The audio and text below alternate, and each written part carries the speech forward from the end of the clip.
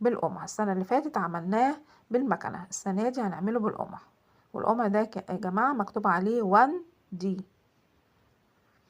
ده رقمه. خلاص، هنبتدي بقى نجيب العجان بتاعنا كده ونحط اول حاجة الزبدة.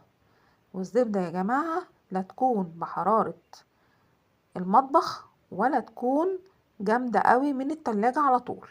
يعني قبل ما اضربها كده في العجان بخرجها من التلاجة كده قبليها بنص ساعة.